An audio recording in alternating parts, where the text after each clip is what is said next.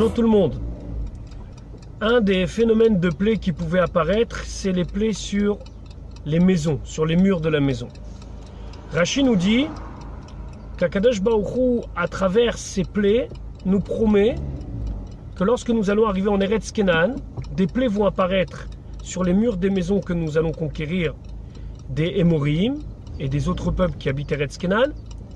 Nous allons casser les murs pour y enlever la lèpre et nous y allions y découvrir des trésors qui avaient été enfouis par les habitants pour échapper à la conquête et pouvoir les récupérer plus tard.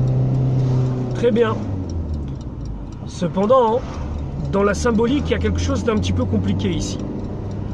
Lorsqu'on regarde le pshat, le sens simple des choses, pourquoi une plaie arrive sur l'homme, sur les habits de l'homme, sur la maison de l'homme, c'est parce qu'il a fait une faute.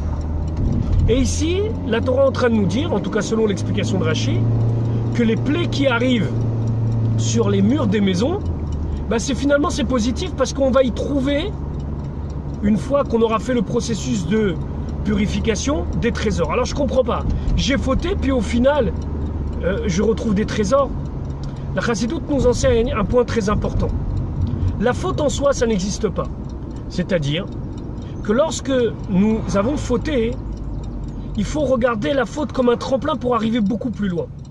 Lorsqu'après la faute, nous sommes capables de nous transformer et de comprendre l'erreur que nous avons faite, et à travers cette erreur corriger et donc s'améliorer, alors la Torah nous promet de nous ouvrir des trésors extraordinaires. Beaucoup voient la faute comme une fatalité, j'ai fauté, je dois revenir, je dois faire teshuva, très bien, c'est vrai, ça c'est un premier niveau. Mais il y a un deuxième niveau qui, à travers la teshuva et le retour à Dieu, va s'ouvrir à moi des choses que je n'aurais pas pu atteindre sans l'expérience de la faute et de la purification après la faute. Et ça, c'est le sens des plaies qui étaient sur les murs, qu'après la plaie, la récompense. Une bonne journée.